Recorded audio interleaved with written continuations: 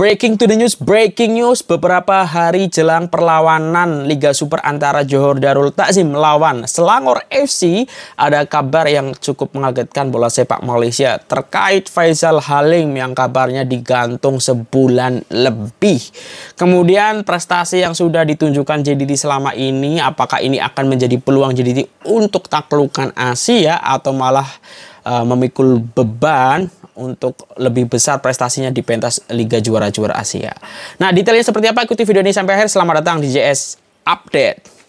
Ya, Assalamualaikum warahmatullahi wabarakatuh. Selamat malam semuanya. Jumpa lagi dengan saya Jutama dari Jalan-Jalan Sepak Bola. Terima kasih buat korang semua yang sudah ikuti video JJS. Appreciate, karena belakang ini cukup banyak yang tengok, udah memberikan komentar. Pokoknya terima kasih untuk semuanya. Semoga sehat-sehat semua ya di sana.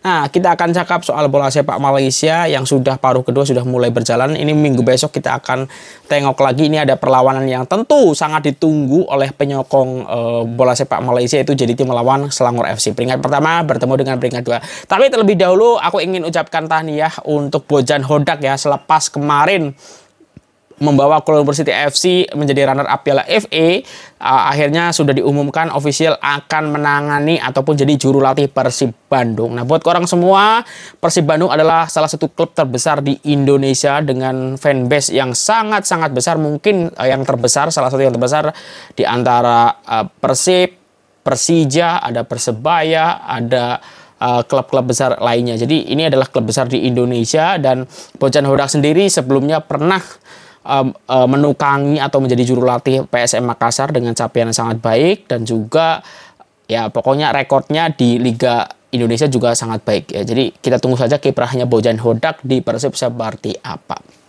Congratulations tahniah. Oke, selanjutnya ini soal Faisal Halim ya. Ini walaupun masih belum ada rilis resmi, tapi ini dikait-kaitkan dengan nama Faisal Halim ya.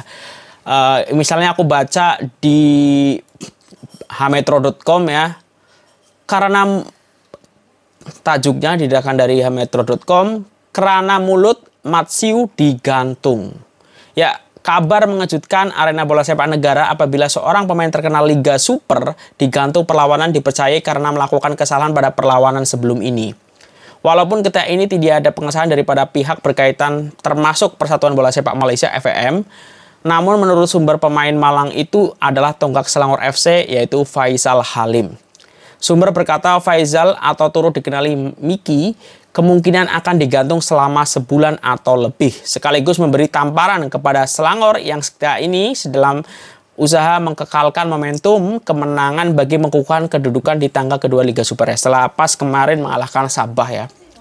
Betul, Faisal dikenakan tindakan penggantungan, namun jumlah hukuman itu akan diumumkan oleh FAM dalam tempo terdekat ini.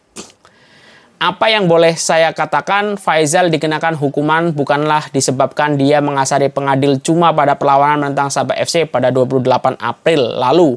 Pemain terbabit mengeluarkan kenyataan tertentu. Kenyataan itu dikatakan mencetuskan isu sensitif menyebabkan dia dikenakan hukuman terbabit. Katanya ketika dihubungi Arena Metro. Mengikuti rekod sebelum ini, Faisal yang juga tonggak Harimau Malaya meluahkan kekecewaannya mengenai ketika ditemu bual oleh media selepas pasukannya mencatatkan kekalahan 2-1 di tangan Sabah FC di Stadion Likas pada April lalu. Faisal Halim meluahkan rasa tidak puas hati dengan menganggap bahwa perlawanan itu tidak adil terhadap pasukannya. Katanya ada pihak yang tidak senang hati dan ingin menjatuhkan Selangor, tetapi menganggap itu sebagian daripada bola sepak ya. Nah, kita tahu Faisal Halim kemarin juga perlawanan terakhir mengalami benturan yang cukup keras ya, dan ada cedera, dan aku berharap semoga boleh tampil ketika melawan JDT ya, biar makin rame ataupun persaingannya baik lah. Nah, tapi ini ada kabar macam ini, nampaknya belum ada official announcement ataupun resmi dari FAM terkait ini, tapi ini sudah banyak diberitakan oleh media-media juga Malaysia. Apakah ini benar atau tidak, kita tunggu seperti apa. Semoga yang terbaik lah untuk Faisal Halim ke depannya gitu. Ya, kita tunggu saja nanti update-nya ya. Dan memang sangat disayangkan kalau misalnya Faisal Halim tidak akan bermain ketika melawan JDT. Ini pasti kehilangan yang besar untuk Selangor FC yang memang sangat mengandalkan player ini gitu, player bintangnya lah istilahnya macam itu. Kita tunggu saja nanti update-nya seperti apa. Nah, selanjutnya ini soal Johor Darul Takzim ya, bagaimana kiprah ataupun prestasinya semasa ini ada perspektif atau pendapat dari pengamat bola sepak di Malaysia ya. Ini didatangkan dari BRN.com, peluang JDT takluk Asia. Prestasi cemerlang yang dipamerkan Johor Darul Takzim dalam saingan Liga Malaysia musim ini meletakkan pasukan itu memikul bebanan lebih besar di pentas Liga Juara-Juara Asia ataupun Asian Champions League September depan. Ia karena peminat Harimau Selatan pasti meletakkan harapan tinggi buat juara Liga Super 9 kali berturut-turut itu untuk mencipta pencapaian yang lebih baik dalam saingan ACL. Pemerhati sukan Datuk Dr. Pekan Ramli berharap skuad kendalian Esteban Solari dapat membuktikan bahwa mereka bukan hanya jago di liga tempatan dengan melangkah sejauh mungkin dalam kejuaraan peringkat Asia itu. Malah beliau percaya bahwa klub milik TMJ, Tunku Ismail Sultan Ibrahim itu mempunyai visi atau nafsu lebih besar dari dalam ACL kali ini.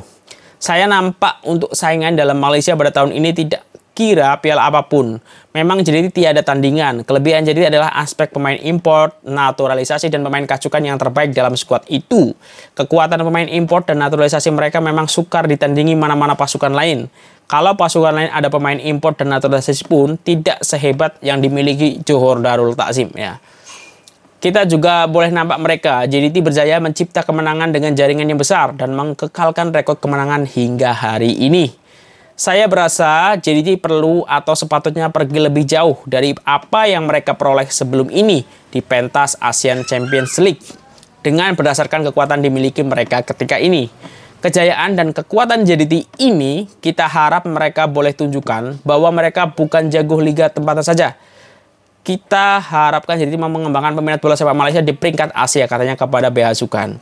JDT memamerkan prestasi paling cemerlang dalam sejarah klub itu selepas memenangi semua perlawanan dalam saingan domestik musim ini dan selesai mendahului Liga Super dengan 11 mata. Selesai ya.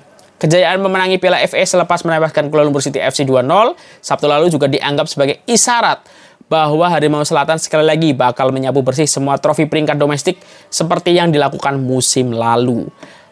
Lebih membanggakan mereka kini berada di tangga 477 dunia dan 31 di Asia berdasarkan data dari alaman analisis bola sepak Opta. Opta Analyst yang menyenaraikan hampir 13.500 ranking klub bola sepak seluruh dunia. Juara Piala AFC 2015 itu turut mengumpuli 72.7 mata dan meledak 126 anak tangga dari tangga 573 sebelumnya pada Februari 2023 selain bergelar klub kedua terbaik di Asia Tenggara selepas wakil Thailand Buriram United. Tiada pasukan lain dari Malaysia yang berada dalam kelompok 500 terbaik, malah pasukan lain dalam Liga Malaysia berada di tempat 2148 dan ke bawah, yaitu disusul ada Selangor, Terengganu, kemudian Kedah ya. Kita tunggu saja ya. Tapi kalau kita mengingat apa yang sudah disampaikan oleh Tunku Mahkota Johor ya, bahwa untuk di Liga Juara-Juara Asia ya memang melaju sejauh mungkin ya, tetapi memang realistis saja ya, karena lawan-lawannya di level Asia itu secara finansial lebih besar sana, secara pemain juga lebih berkualitas sana. Jadi ini realistis. Tapi kita udah tahu ya, pasti peminat juga ingin yang lebih ya. Kita tahu JDT memang tak tersentuh di Liga Juara Piala FA, marginnya sangat jauh, jaringannya sangat besar. Jadi ini mungkin membuat ada ekspektasi lah pasti dari para penyokong bahwa JDT boleh melangkah lebih baik daripada apa yang sudah dilakukan musim lepas, yang mana itu adalah torehan terbaik JDT selama mengikuti Liga Juara-Juara Asia.